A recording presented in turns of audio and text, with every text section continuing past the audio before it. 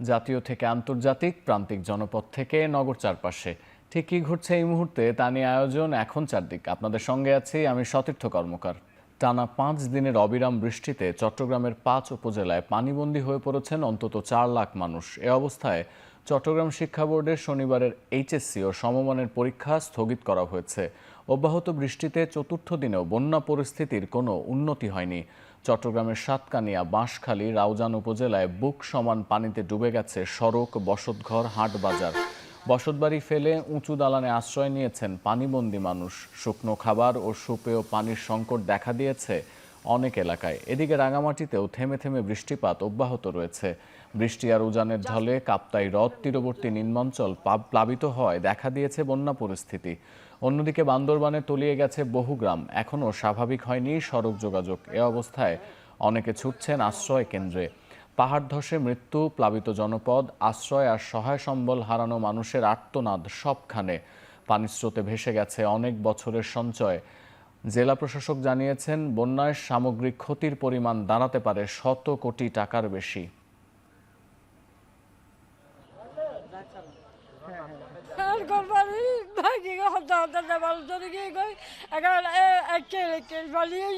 আজ 7 দিন এতটুকু পানি কেল পর্যন্ত আমরা এখানে থাকতে পারি না, খানা পিনা সব ওখানে বাসায় থাকি।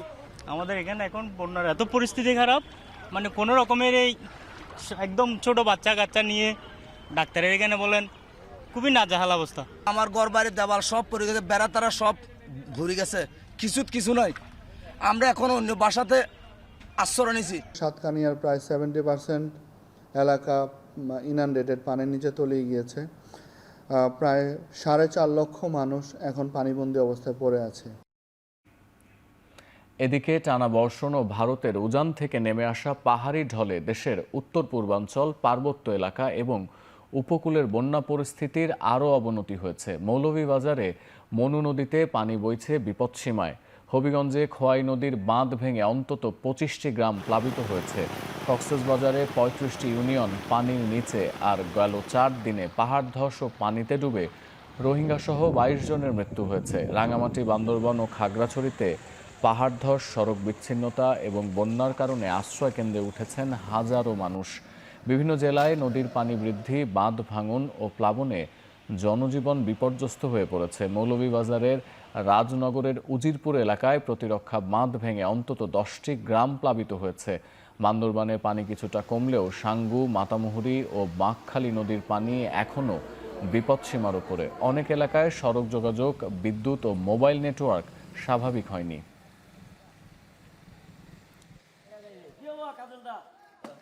পাহাড়িয়া এলাকা খাল হয়েছে, আর ও যে জায়গা প্রত্যেক বছর ভাঙবে, এই জায়গাটার প্রতি দৃষ্টি থাকে না। হঠাৎ করে সাগরবী আবহাওয়া খারাপ হয়ে গেলে আইতে আইতে একটা অ্যাক্সিডেন্ট হয়ে গেছে বঙ্গোপসাগরের জালবাই, ঠিক আছে। এই বাধাঘাট নিয়ে আমরা ওই কোম্পানির আমরা বুঝ দিতে পারি না। উপজেলা আসলে তো আপনারা জানেন গত 1 সপ্তাহ ধরে মানে প্রতিদিনই বৃষ্টি, প্রতি মাত্রায় বৃষ্টি হচ্ছে। এই কারণে রামুর প্রায় অনেক সবগুলোই এনে বন্যায় আক্রান্ত। এদিকে বন্যা পূর্বাভাস ও সতর্কীকরণ কেন্দ্র জানিয়েছে, দীর্ঘস্থায়ী বন্যার কোনো শঙ্কা নেই। কমতে শুরু করেছে 5টি নদীর পানি, তবে এখনও 9টি পয়েন্টে পানি বিপৎসীমার ওপর দিয়ে প্রবাহিত হচ্ছে বলে জানান কেন্দ্রের উপবিভাগীয় প্রকৌশলী পার্থপ্রতিম বড়ুয়া। বলেন, বৃষ্টিপাত কমার সাথে সাথে নদীর পানি কমে গিয়ে আকস্মিক বন্যা পরিস্থিতির উন্নতি হবে। আজকে সকাল 9টার তথ্য অনুযায়ী 5টা নদীর 9টা পানি সমতল স্টেশন বর্তমানে বিপদসীমার উপর অবস্থান করছে। এই নদীগুলো হলো আমার মূলত বান্দরবান এবং কক্সবাজার জেলার সাঙ্গু এবং মাতামুহুরী নদী, মৌলভীবাজার এবং হবিগঞ্জ জেলার মনু, খোয়াই নদী এবং সেই সাথে কুশিয়ারা নদী, 2টা পয়েন্টে বর্তমানে বিপদসীমার উপরে অবস্থান করছে।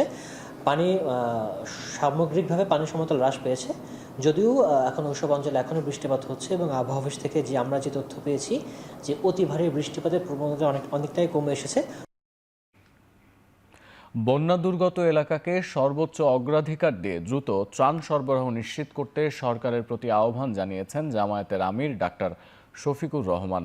শুক্রবার সকালে চট্টগ্রামে বন্যা পরিস্থিতি পরিদর্শন করে এই আহ্বান জানান তিনি। এর আগে বাঁশখালী, সাতকানিয়া ও চট্টগ্রামে বন্যা কবলিত এলাকায় ত্রাণও বিতরণ করেন তিনি। বাঁশখালী এলাকায় বন্ধ স্লুইস গেট খুলে দেওয়ারও দাবি জানান আমির। বলেন, এসব এলাকায় দুঃখ দুর্দশা সরকারের কাছে তুলে ধরা হবে।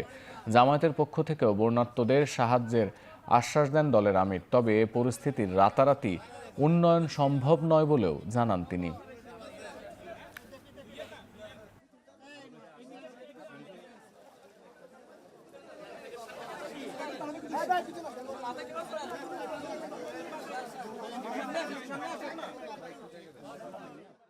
সরকারকে আমরা কি বলতে পারি এই এলাকার মানুষের দুঃখ দুর্দশা লাঘবের জন্য, সেই ব্যাপারে আমরা ভূমিকা রাখব।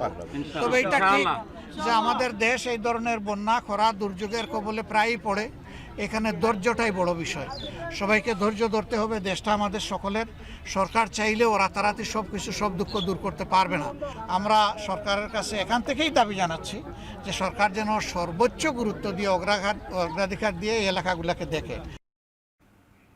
প্রধানমন্ত্রী চলমান দুর্যোগে প্রশাসনকে দৃঢ়ভাবে জনগণের পাশে থাকার নির্দেশ দিয়েছেন বলে জানিয়েছেন প্রধানমন্ত্রীর উপদেষ্টা ডক্টর মাহাদি আমিন। শুক্রবার সরকারি বাংলা কলেজের প্রাক্তন শিক্ষার্থীদের প্রথম পুনর্মিলনী অনুষ্ঠানে তিনি একথা জানান। বলেন, বন্যায় ক্ষতিগ্রস্তদের পাশে থাকার জন্য বিএনপির নেতাকর্মীদেরও নির্দেশনা দেওয়া হয়েছে।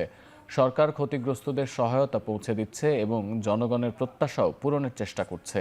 মানবিক মূল্যবোধের ভিত্তিতে সবাইকে একসাথে দেশ গড়তে নির্বাচিত সরকারকে সহযোগিতার আহ্বান জানান প্রধানমন্ত্রীর এই উপদেষ্টা।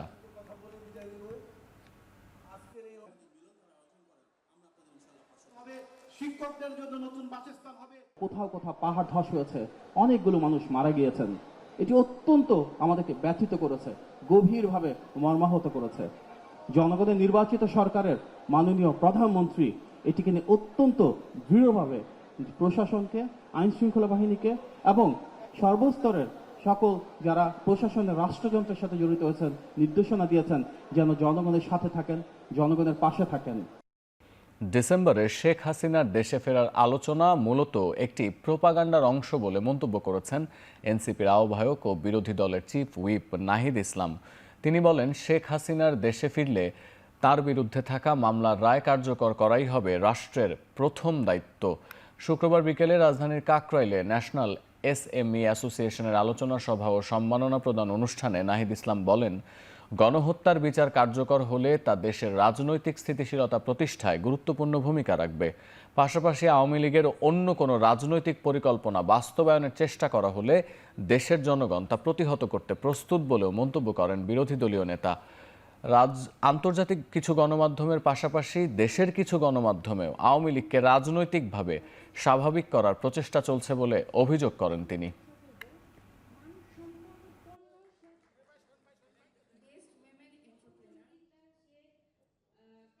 আওয়ামী লীগকে দলগতভাবে বিচারের আওতায় মুখোমুখি নেওয়ার কথা সরকারও ভাবছে এবং আমরা মনে করি এটাই সঠিক রাস্তা। শেখ হাসিনার রায় অলরেডি হয়ে গিয়েছে, এখন এটা কার্যকর করতে হবে। শেখ হাসিনা যদি দেশে ফিরে কেবলমাত্র ফিরবে ফাঁসির রায় কার্যকর হওয়ার জন্য। নরসিংদীতে বাক প্রতিবন্ধী বৃদ্ধা ববির টাকা লুট করতেই তাকে হত্যা করা হয়েছে বলে প্রাথমিক তদন্তে উঠে এসেছে। শুক্রবার বিকেলে এক ব্রিফিংয়ে এই তথ্য জানিয়েছেন র্যাব 11-র অধিনায়ক লেফটেন্যান্ট কর্নেল মোহাম্মদ মাসুদ পারভেজ। তিনি জানান, এই ঘটনার সাথে জড়িত থাকার প্রমাণ পাওয়ায় নরসিংদী থেকে 3 জন এবং ব্রাহ্মণবাড়িয়া থেকে 2 জনকে গ্রেফতার করা হয়েছে। তারা হলেন ইলিয়াস, সাকিব, বেলাল, দিন ইসলাম ও রিফাত। তাদের পুলিশের কাছে হস্তান্তরও করা হয়েছে। ঘটনার সাথে জড়িত বাকিদের ধরতে অভিযান চলছে বলেও জানান তিনি।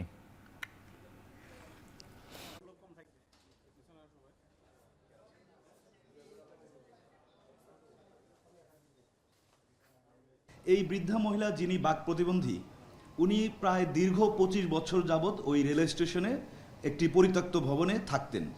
ওনার দীর্ঘদিনের সঞ্চিত অর্থ তার কাছে ছিল, এটা দুর্বৃত্তরা জেনে যায় এবং ধারণা করা যায় যে এই অর্থ নেওয়ার জন্যই তারা আসলে হামলা করে। ধারাবাহিক অভিযানের মাধ্যমে আমরা মোট 5 জনকে শনাক্ত করি এবং গ্রেফতার করি। প্রথমে আমরা 3 জনকে গ্রেফতার করি নরসিংদী জেলা থেকে।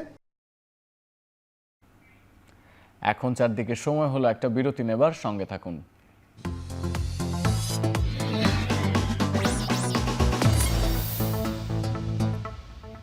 ফিরে এলাম বিরতির পর, দেখছেন এখন চারদিক। রাজনীতি জনগণের ভাগ্য পরিবর্তনের প্রক্রিয়া বলে মন্তব্য করেছেন তথ্য ও সম্প্রচার মন্ত্রী জহিরুদ্দিন স্বপন। শুক্রবার বেলা 12:30টার দিকে বরিশাল বিশ্ববিদ্যালয়ে এক অনুষ্ঠানে তিনি কথা বলেন। তথ্যমন্ত্রী জানান, সরকারের পাশাপাশি সামাজিক সংগঠনগুলোর তৎপরতা অব্যাহত রাখতে হবে। প্রমাণ করতে হবে রাজনীতি কেবলই ক্ষমতা ভোগ করার প্রক্রিয়া নয়। যে রাজনৈতিক দল ক্ষমতায় যায় তাদের কর্মকাণ্ডের মধ্য দিয়ে প্রমাণ করতে হবে। পরে তিনি বরিশাল বিশ্ববিদ্যালয় ক্যাম্পাসে বৃক্ষরোপণ করেন।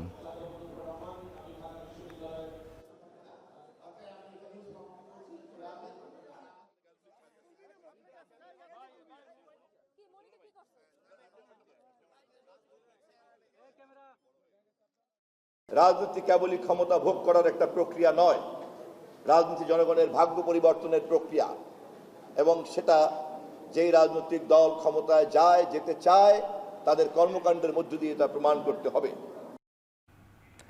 নেতাকর্মীদের এমন কোনো সুবিধা দেয়া হবে না যা সরকারের ভাবমূর্তি ক্ষুণ্ণ করে বলে মন্তব্য করেন আইন, বিচার ও সংসদ বিষয়ক মন্ত্রী মোহাম্মদ আসাদুজ্জামান। শুক্রবার দুপুরে ঝিনাইদহের শৈলকুপা উপজেলা স্বাস্থ্য কমপ্লেক্স মিলনায়তনে তিনি কথা বলেন।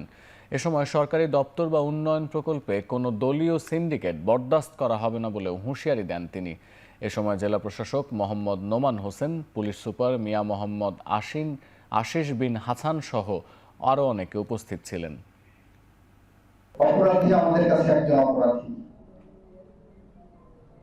আমরা সে যত দলের যত বড় নেতাই হোক না কেন, আমাদের কাছে তার পরিচয় একজন অপরাধী। দল করতে হলে শহীদ রাষ্ট্রপতি জিয়াউর রহমানের আদর্শে দল করতে হলে তার জায়গায় কমিটেড থাকতে হবে। কেউ যদি মনে করেন যে আওয়ামী লীগ লুটপাট করেছে, আওয়ামী লীগ এটা করেছে, আওয়ামী লীগ দুর্নীতি করেছে, সুতরাং তার জায়গায় খালি হয়েছে, আমি সেই জায়গায় বসে গেলাম, এইটা কিন্তু ভুল ধারণা নিয়ে আপনারা আগামী এরকম একটি ধারণা করবেন না। বিএনপি জুলাই সনদের দাবিগুলো অক্ষরে অক্ষরে বাস্তবায়ন করবে বলে জানান মৎস্য ও প্রাণী সম্পদ প্রতিমন্ত্রী সুলতান সালাউদ্দিন টুকু। এ সময় মন্ত্রী বলেন, দেশ ও জনগণের স্বার্থকে সর্বোচ্চ গুরুত্ব দিয়ে সব ধরনের পদক্ষেপ নেওয়া হবে। শুক্রবার বিকেলে টাঙ্গাইল নতুন বাস স্ট্যান্ডে যাত্রী সেবায় স্থাপিত অভিযোগ কেন্দ্রের উদ্বোধন শেষে সাংবাদিকদের প্রশ্নের জবাবে তিনি কথা বলেন। এ সময় সীমান্ত পরিস্থিতি নিয়ে দেশের স্বার্থের বাইরে গিয়ে কোনো সিদ্ধান্ত নেওয়া হবে না বলেও মন্তব্য করেন তিনি। এর আগে তিনি টাঙ্গাইল নতুন বাস স্ট্যান্ডে মিনিবাস মালিক সমিতির উদ্যোগে যাত্রী সেবার মান উন্নয়নের লক্ষ্যে স্থাপিত অভিযোগ কেন্দ্রের উদ্বোধন করেন। এ সময় উপস্থিত ছিলেন জেলা বাস মিনিবাস সমিতির আহ্বায়ক মোহাম্মদ শফিকুর রহমান খান শফিক, সদস্য সচিব নীলুফা ইয়াসমিন সহ আরও অনেকে।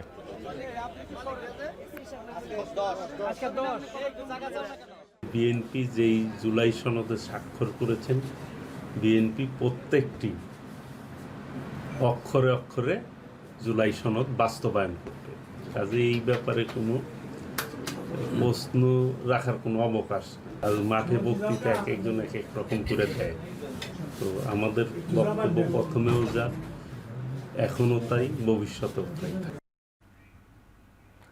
গেল 4 দিন ধরে বিদ্যুৎহীন রয়েছে রাজধানীর মোহাম্মদপুরের জাপান গার্ডেন সিটির 7টি ভবন। চরম ভোগান্তিতে পড়েছেন ভবনগুলোতে থাকা 4 শতাধিক পরিবার। শুক্রবার আবাসিক এলাকাটিতে সরজমিনে গিয়ে এমন চিত্র দেখা গেছে। বাসিন্দারা জানান, বিদ্যুৎ না থাকায় দৈনন্দিন কাজকর্ম ও শিক্ষার্থীদের পড়ালেখায় বিরূপ প্রভাব পড়েছে। এছাড়া পানি না থাকায় গৃহস্থালির কাজও করা যাচ্ছে না। এমন পরিস্থিতিতে আত্মীয় স্বজনদের বাসায় অবস্থান সহ আবাসনটি ছাড়ার চিন্তা করছেন কেউ কেউ। অনেকে গার্ডেন সিটি কর্তৃপক্ষের অবহেলায় ক্ষোভ প্রকাশ করেন। এ বিষয়ে জাপান গার্ডেন সিটির দপ্তর সম্পাদক আরিফ জামির বলেন, 7টি ভবনের অভ্যন্তরীণ বিদ্যুৎ লাইনে ত্রুটি থাকায় সংযোগ দেওয়া যায়নি। সমস্যা সমাধানে ডিপিডিসির সাথে কাজ করা হচ্ছে। শিগগিরই ভবনগুলোর সংযোগ সচল করা হবে, তবে সুনির্দিষ্ট সময় তিনি বলতে পারেননি। প্রসঙ্গত, গেল 7 জুলাই আবাসনটির নিজস্ব বিদ্যুৎ উপকেন্দ্রে বিস্ফোরণ হয়। এতে আবাসনটির 27টি ভবন বিদ্যুৎ বিচ্ছিন্ন হয়ে যায়। 3 দিন বিদ্যুৎহীন থাকার পর গতকাল বৃহস্পতিবার রাতে 19টি ভবনে সংযোগ দেয়া হয়।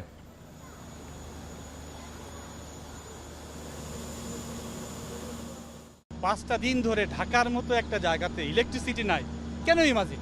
আমার বাসা 15 তলায়, তো মানে আমাকে ক্যালকুলেট করে বের হতে হচ্ছে যে 15 তলায় তো সিঁড়ি দিয়ে ওঠা সবসময় বাচ্চা সহ সম্ভব না।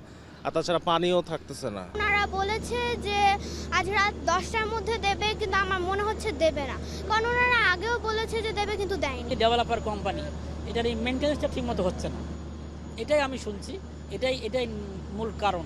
আগেও হয়েছে এরকম। ডিপিডিসি তো স্টিল এখনো পর্যন্ত আছে এবং এনার্জি প্যাক কাজ করতেছে। ডিপিডিসির ইঞ্জিনিয়ার ওনাদেরকে সহযোগিতা করতেছে।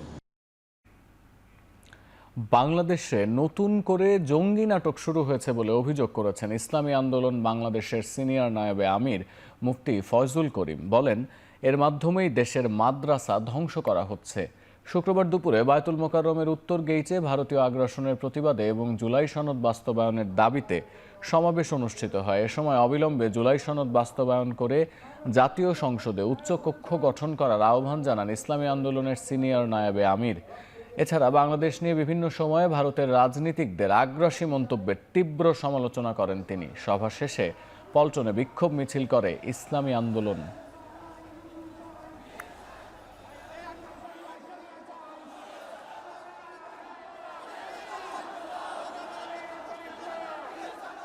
এই জঙ্গি নাটক এটা বাংলাদেশের কোন সংস্কৃতি নয়, এটা ভারতের এক সংস্কৃতি। এই জঙ্গি নাটকের মাধ্যমেই এদেশের আলেম ওলামা মাদ্রাসা মুসলমানদেরকে ধ্বংস করার অস্ত্র হিসেবে ব্যবহার করেছে। আমার এই সরকার জঙ্গি নাটক শুরু করেছে। আজকে বাংলাদেশ সরকারকে বলবো, বহু বুক ভরা আশা নিয়ে মানুষ আপনাকে ক্ষমতায় বসিয়েছে, কিন্তু খবরদার, যিনি মানুষের সাথে জনগণের প্রতারণা করেন, তামাশা করেন, তার বাংলাদেশের মানুষ 47 রক্ত দিয়েছে, 71 রক্ত দিয়েছে, বারবার রক্ত দিয়েছে, 24 রক্ত দিয়েছে, প্রয়োজন আবার রক্ত দিয়ে আপনার সমস্ত ধ্বংসাত্মক কার্যক্রম থেকে মানুষ ফিরিয়ে দিবে ইনশাআল্লাহ। শুক্রবার সকাল 8টা পর্যন্ত গেল 24 ঘন্টায় হামের উপসর্গে আরও 3 শিশুর মৃত্যু হয়েছে। এ নিয়ে গেল 15 মার্চ থেকে দেশে হাম ও হামের উপসর্গে মোট 750 শিশুর মৃত্যু হয়।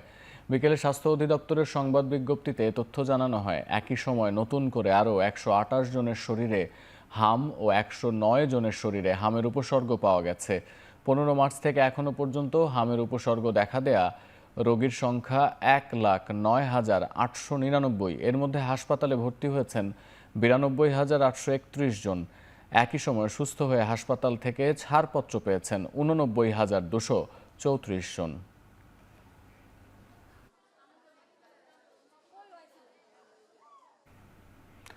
বৃষ্টিতে রাজধানীর কারওয়ান বাজার সহ অন্যান্য বাজারেও সবজির পাশাপাশি বেড়েছে নিত্যপণ্যের দাম। সবজির ধরন অনুযায়ী দাম বেড়েছে 20 থেকে 30 টাকা করে। এছাড়া মধ্যবিত্তের আমিষ মুরগি ও ডিমের দামেও নেই স্বস্তি, যেখানে ব্রয়লারের দাম বেড়েছে কেজি প্রতি 20 থেকে 30 টাকা, ডিমের ডজনেও দাম বেড়েছে 12 টাকা। ঢাকা 2 সিটির প্রায় সব বাজারেই এমন চিত্র। বৃষ্টিমুখর দিন হওয়ায় ক্রেতাদের পাশাপাশি ভোগান্তির শিকার বিক্রেতারাও। এদিন যোগান কম থাকায় সব ধরনের সবজির দামে প্রভাব পড়তে দেখা যায়। পটল 40 টাকা, করলা 50 টাকা, পেঁপে 40 টাকা, ঢেঁড়স 30 টাকা, মিষ্টি কুমড়া 40 টাকা এবং বেগুন 80 টাকায় বিক্রি হচ্ছে। শুধু সবজি নয়, বৃষ্টির প্রভাব পড়েছে মাছ ও মুরগি এবং ডিমের ওপর, যেখানে প্রকার ও ওজন ভেদে বেড়েছে মাছের দাম। ব্রয়লার মুরগি গেল সপ্তাহে ছিল 160 টাকা, এ সপ্তাহে তা বেড়ে দাঁড়িয়েছে 190 টাকায়। এছাড়া ডিমের দাম বেড়েছে ডজনে 12 টাকা।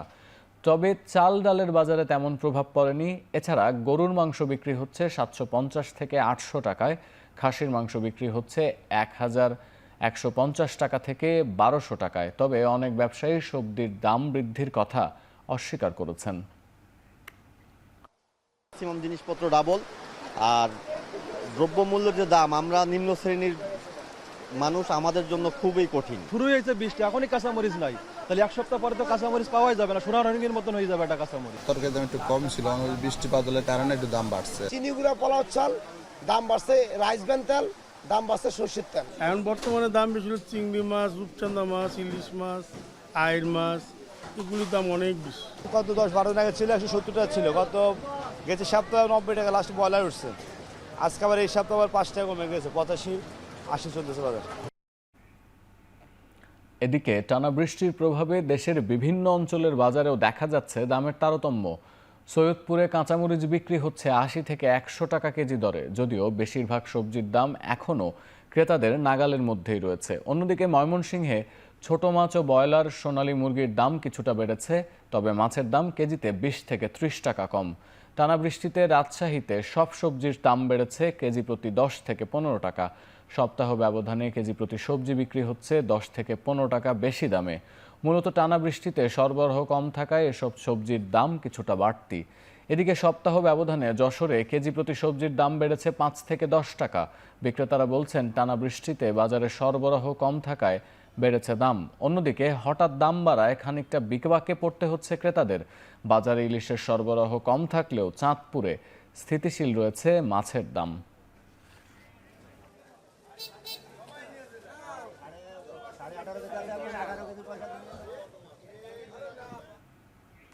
এখন চারদিকে সময় হলো আরও একটা বিরতি নেবার, সঙ্গে থাকুন।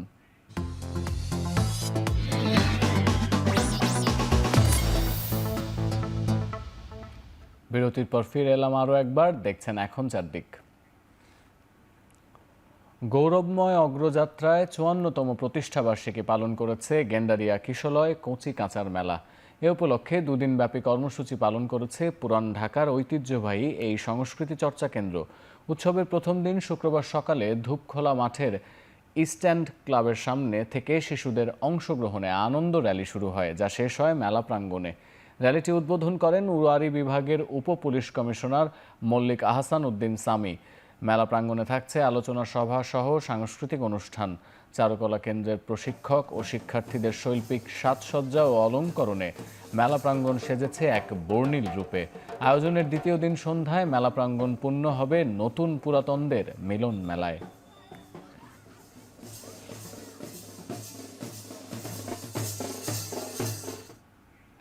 জীববৈচিত্র্য সংরক্ষণ, পরিবেশ নিয়ে গবেষণা, বৃক্ষরোপণ ও পরিবেশ সচেতনতায় অবদান রাখায় ৬ জনকে দ্বিজেন শর্মা পরিবেশ পদক ২০২৫ যৌথভাবে প্রদান করেছে ব্র্যাক ব্যাংক ও তরু পল্লব। শুক্রবার বিকেলে বাংলা একাডেমিতে পদক তুলে দেন পরিবেশ, বন ও জলবায়ু পরিবর্তন মন্ত্রী আব্দুল আউয়াল মিন্টু। এ সময় তিনি বলেন, প্রকৃতি সংরক্ষণ করা এখন জাতীয় দায়িত্ব।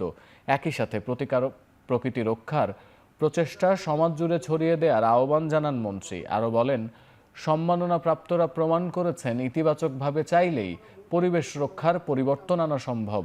মূলত বিরল ও বিলুপ্তপ্রায় প্রজাতির উদ্ভিদ সংরক্ষণ, নিরাপদ খাদ্য উৎপাদন সহ প্রকৃতি সংরক্ষণে বিভিন্ন খাতে অবদান রাখায় ১৫৮ জন থেকে বাছাই করে ৬ জনকে এই পদক প্রদান করা হয়। অনুষ্ঠানে অর্থ মন্ত্রণালয়ের আর্থিক প্রতিষ্ঠান বিভাগের সচিব নাজমা মোবারক, ব্র্যাক ব্যাংকের এমডি তারেক রেফায়েতুল্লাহ সহ আরও অনেকে উপস্থিত ছিলেন।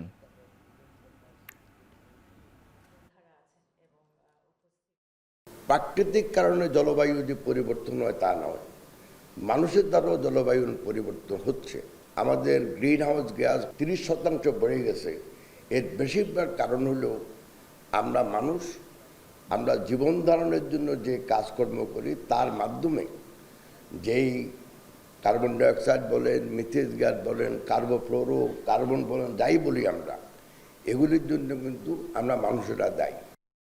কয়েকদিনের পাল্টাপাল্টি হামলার পর ফের সংঘাত নিরসনে আলোচনার টেবিলে ফেরার পথ খুঁজছে ওয়াশিংটন, তেহরান। এরই মধ্যে বৃহস্পতিবার বুশেহের পারমাণবিক স্থাপনা সহ ইরানের একাধিক শহরে হামলার দায় অস্বীকার করে যুক্তরাষ্ট্র জানিয়েছে আলোচনা চালিয়ে যেতে চায় তারা। এদিকে ইরানে হামলার জবাবে বাহরাইন, কাতার, কুয়েত ও জর্ডানে মার্কিন ঘাঁটিগুলোতে পাল্টা আক্রমণের দাবি করছে তেহরান।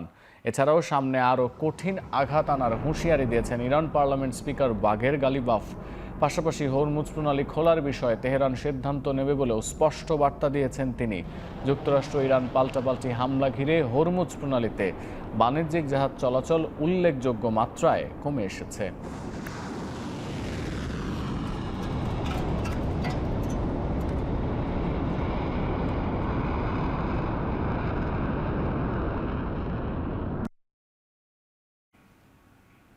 সুপার টাইফুন বাইভির কারণে অবিরাম বৃষ্টি ও ভূমিধসে ফিলিপিন্সে প্রাণ গেছে অন্তত 10 জনের।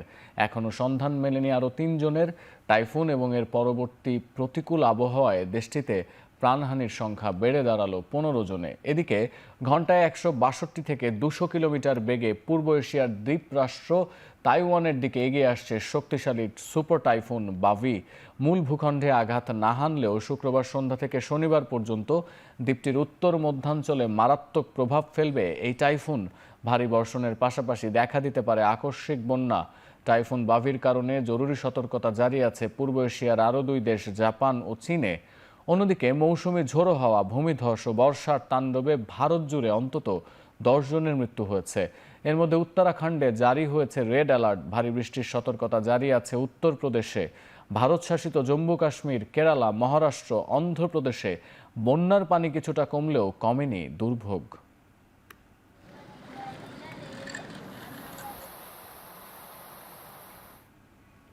পাকিস্তানের সংঘাত কবলিত বেলুচিস্তানে 3 দিনে বিচ্ছিন্নতাবাদীদের 3টি হামলায় প্রাণ গেছে 4 বেসামরিক সহ 42 জন পুলিশ ও সেনা কর্মকর্তার। পাল্টা অভিযানে নিহত হয়েছেন 54 জন বিচ্ছিন্নতাবাদী। বেলুচিস্তানে সংঘাতময় পরিস্থিতির জন্য বৃহস্পতিবার প্রতিবেশী ভারতকে দায়ী করেন পাকিস্তানের প্রধানমন্ত্রী শেহবাজ শরীফ। প্রাদেশিক রাজধানী কোয়েটায় এক উচ্চ পর্যায়ের বৈঠকে বলেন, আফগান ভূখণ্ড ব্যবহার করে এসব হামলা চালাচ্ছে পাকিস্তানে। চলতি সপ্তাহে দেশটির নিরাপত্তা বাহিনীর সদস্যদের লক্ষ্য করে এসব হামলার দায় স্বীকার করেছে পাকিস্তানি তালেবান। পুলিশের নিরাপত্তা চৌকি আর সেনাবাহিনীর গাড়িবহর লক্ষ্য করে এসব হামলা চালানো হয় বলে জানিয়েছে পাকিস্তানের সেনাবাহিনী।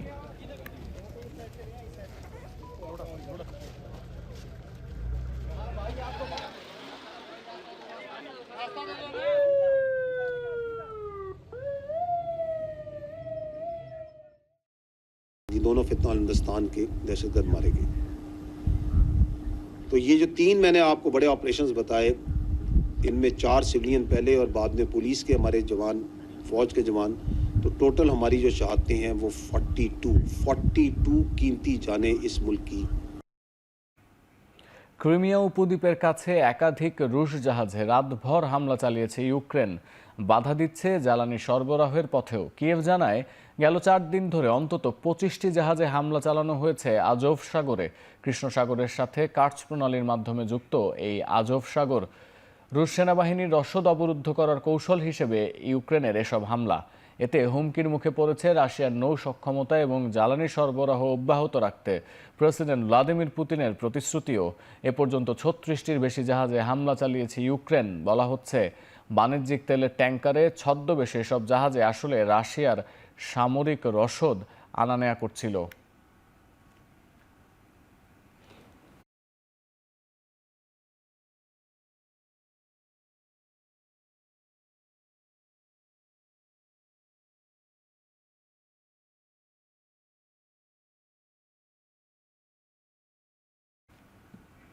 ব্রিটেনের প্রধানমন্ত্রী ও লেবার পার্টির প্রধান হওয়ার পথে আরও এক ধাপ এগিয়ে গেলেন অ্যান্ডি বার্নহ্যাম।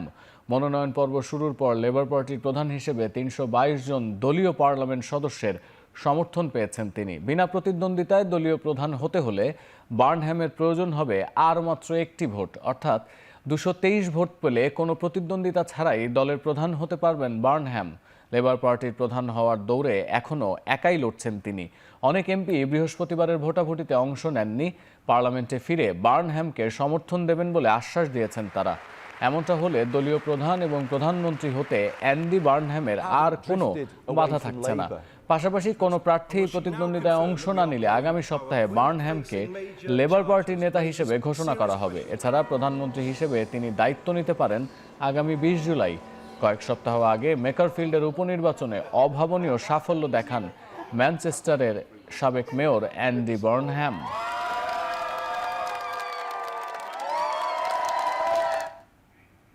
এখন চারদিকে নিচ্ছে আরও একটা বিরতি, ফিরছি একটু পরেই।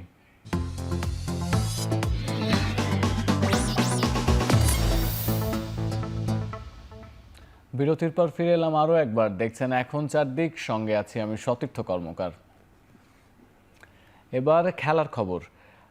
ফিফা বিশ্বকাপের কোয়ার্টার ফাইনালে মুখোমুখি হচ্ছে ইউরোপের 2 শক্তিশালী দল স্পেন ও বেলজিয়াম। ম্যাচটি শুরু হবে বাংলাদেশ সময় রাত 1টায়।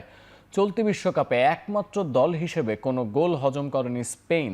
বল দখলে আধিপত্য, শক্তিশালী রক্ষণ এবং কার্যকর আক্রমণ ভাগ সব মিলিয়ে এবারের বিশ্বকাপে শিরোপার অন্যতম দাবিদার হিসেবে নিজেদের প্রতিষ্ঠিত করেছে স্প্যানিশরা। তবে এখনই সন্তুষ্টি জানাচ্ছেন না দলের coach Luis de la Fuente. তার মতে বেলজিয়াম ম্যাচেই সবচেয়ে বড় পরীক্ষা দিতে হবে তাদের। অন্যদিকে স্পেনকে সমীহ করলেও আত্মবিশ্বাস হারাচ্ছে না বেলজিয়াম। টুর্নামেন্টে অন্যতম সেরা আক্রমণ ভাগ নিয়ে মাঠে নামবে তারা। গোলের সুযোগ তৈরি এবং আক্রমণাত্মক ফুটবলে নিজেদের সক্ষমতার কথা তুলে ধরার কথা জানিয়েছেন কোচ রুডি গার্সিয়া। এদিকে স্পেনের দুর্দান্ত রক্ষণ, অন্যদিকে বেলজিয়ামের বিধ্বংসী আক্রমণ ভাগ। দুই ভিন্ন শক্তির লড়াইয়ে জয়ী দল পাবে সেমিফাইনালে ফ্রান্সকে মোকাবিলার টিকিট।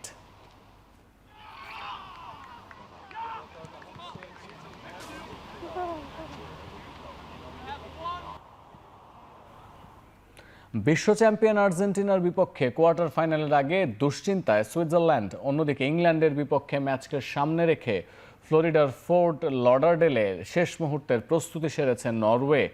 দলের তরুণ মিডফিল্ডার জোহান এর খেলা নিয়ে এখনও রয়েছে অনিশ্চয়তা। বৃহস্পতিবার অনুশীলনের সময় তাকে খুঁড়িয়ে হাঁটতে দেখা যায়।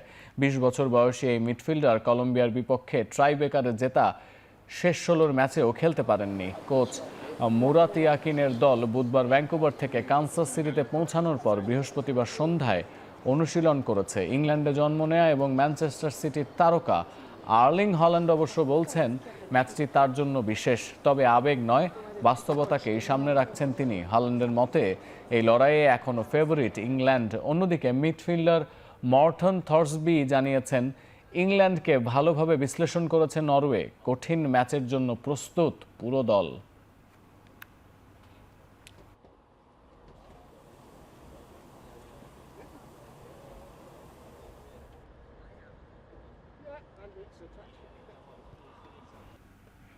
বিশ্বকাপ ফুটবলের কোয়ার্টার ফাইনালে মরক্কোকে হারানোর পর জয়ের উন্মাদনায় ভাসছে গোটা France.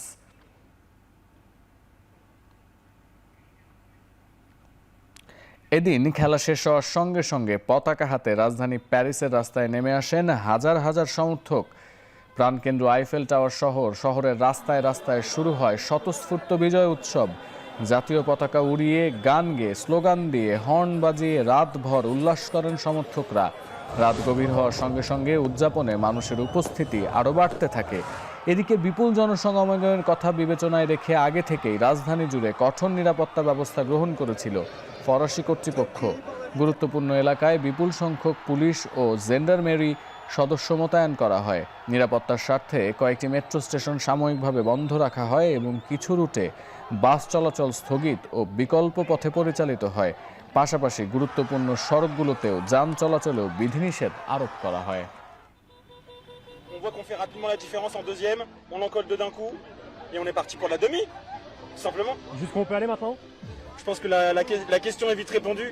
On attendait de voir ce qui allait se passer et puis dès le premier but, incroyable, c'était juste de la joie et là, trop heureuse. Là, je pense qu'on va aller un peu fêter ça avec les potes et puis on verra.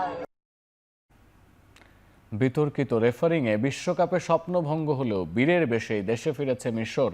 দেশটির new আলাইমেন আন্তর্জাতিক বিমানবন্দরে মোহাম্মদ সালাহ, Hossam হাসানদের বরণ করে নিতে জড়ো হন হাজারো সমর্থক। শুক্রবার বিমানবন্দর থেকে ছাদখোলা বাসে মিশর দলের শহর প্রদক্ষিণের সময় জাতীয় পতাকা, করতালি আর স্লোগানে মুখর হয়ে ওঠে পুরো দেশ। শেষ ১৬ ম্যাচে আর্জেন্টিনার বিপক্ষে ২-০ ব্যবধানে এগিয়েও শেষ দিকে ৩ গোল হজম করে বিদায় নেয় ফারাওরা।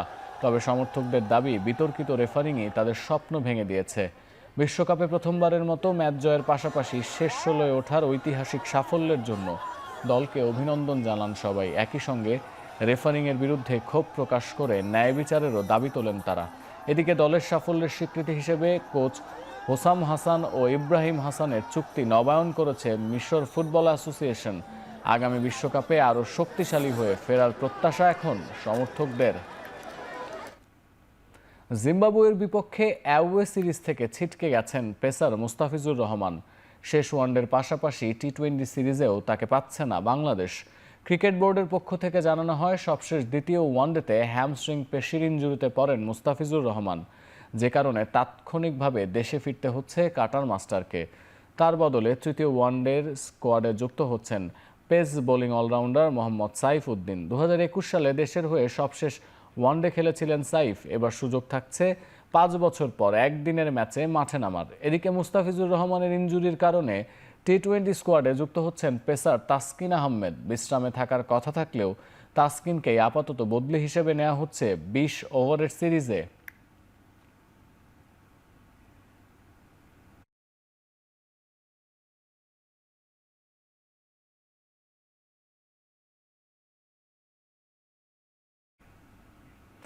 ক্রিকেট বিশ্বে এক ঐতিহাসিক অধ্যায়ের সূচনা হতে যাচ্ছে। আগামী 12 ডিসেম্বর প্রথমবারের মতো অস্ট্রেলিয়ার ঘরোয়া টি-20 টুর্নামেন্ট 20 ব্যাক লিগের উদ্বোধনী ম্যাচ অনুষ্ঠিত হবে ভারতের মাটিতে। চেন্নাইয়ের উদ্বোধনী ম্যাচে মুখোমুখি হবে মেলবোর্ন রেনেগেডস এবং বর্তমান চ্যাম্পিয়ন পার্থ। এরই মাধ্যমে ভারতের মাটিতে খেলা প্রথম কোনো বিদেশি ফ্র্যাঞ্চাইজি লিগ হিসেবে ইতিহাস করতে যাচ্ছে বিবিএল। অজি প্রধানমন্ত্রী অ্যান্থনি আলবানিজ জানান, এই উদ্যোগ দুই দেশের খেলাধুলার পাশাপাশি বাণিজ্য, পর্যটন ও বিনিয়োগ বৃদ্ধি করবে। মূলত 2024-25 অর্থ বছরে ভারতের বিপক্ষে বর্ডার গাভাস্কার ট্রফি আয়োজন করেও প্রায় $1,13,00,000 অস্ট্রেলিয়ান ডলার ঘাটতিতে রয়েছে অস্ট্রেলিয়ার ক্রিকেট। তাই ক্রিকেটের সবচেয়ে বড় বাজার ভারতকে কাজে লাগিয়ে এবং টুর্নামেন্টে বেসরকারি বিনিয়োগ এনে নিজেদের আর্থিক সংকট কাটানোই এখন ক্রিকেট অস্ট্রেলিয়ার মূল লক্ষ্য।